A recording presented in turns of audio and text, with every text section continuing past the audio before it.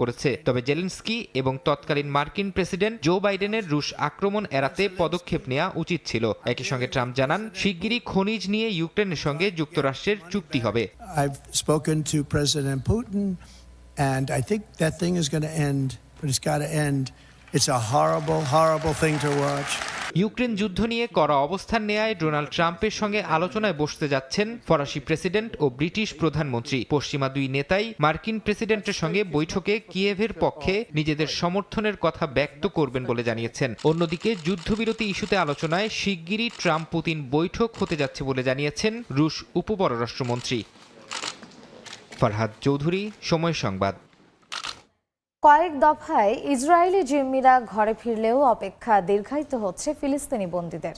সবশেষ 6 জিম্মি ছাড়া পেলেও বন্দী হস্তান্তর আটকে দিয়েছে নেতানিয়াহু প্রশাসন, যেটি যুদ্ধবিরতি চুক্তির লঙ্ঘন হিসেবে